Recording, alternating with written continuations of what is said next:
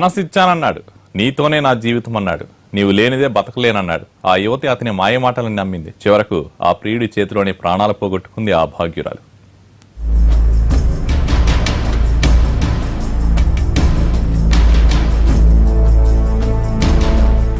ప్రేమించిన పాపానికి తను చాలించిన ఈ యువతి పేరు స్వప్న.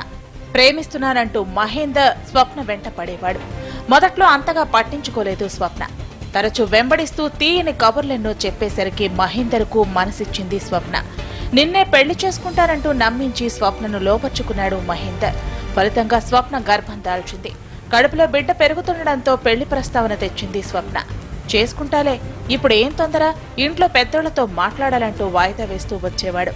పెళ్లి చేసుకోకుండానే తలనైపోతానేమో, సమాజం నిందిస్తుందని పెళ్లి చేసుకోవాల్సిందేనంటూ ఒత్తిడి తెచ్చింది. నమ్మకంగా స్వప్నను శ్రీరంగవరం పొలాల్లోకి తీసుకెళ్లి కర్రతో స్వప్న తలపై బలంగా మోదాడు ప్రియుడు. ఆ తర్వాత స్వప్న గొంతును పిసిగి చంపేశాడు దుర్మార్గుడు. అతడు ఈమెను నిరాకరించడం జరిగింది. అయినా ఆమె ఇన్సిస్ట్ చేయడము. అదే రోజు 17 నాడు అతడు సైకిల్ మోటార్ మీద తీసుకుపోయి, అయితే ప్లాన్ ప్రకారం 2 కట్టెలు కూడా తీసుకొని పోయి ఆమె ఇన్సిస్ట్ చేస్తే ఆ బౌలలో ఆమె కట్టెతో కొట్టడం జరిగింది, కింద పడడం జరిగింది. ఇమీడియట్గా ఆమె చున్నీ తీసుకొని ఆమె తలకే చుట్టడం జరిగింది. అక్కడే ఆన్ ది స్పాట్ చంపేయడం జరిగింది. స్వప్నను కాదని మరదల్ని పెళ్లి చేసుకోవాలని భావించాడు మహేందర్. స్వప్న అడ్డుగా ఉండేసరికి ఎలాగైనా చంపేయాలని పథకం పన్నాడు. ఈ నెల 17న ఏకాంతంగా మాట్లాడుకుందా రమ్మంటూ నిర్జన ప్రదేశానికి స్వప్నను తీసుకొచ్చాడు. ఆ తర్వాత ఒక్కసారిగా స్వప్నపై దాడి చేసి చంపేశాడు. 17న అదృశ్యమైన స్వప్న 3 రోజుల తర్వాత శవంగా కనిపించడంతో కన్నీరు మున్నీరుగా విలిపించారు తల్లిదండ్రులు.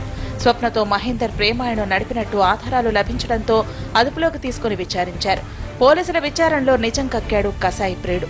ప్రేమలో పడి చివరికి ప్రాణాలే పోగొట్టుకుంది ఈ అభాగ్యురాలు. స్వప్నని హత్య చేసిన నిందితుడిని అరెస్ట్ చేసి కడటాల వెనక్కి నెట్టారు.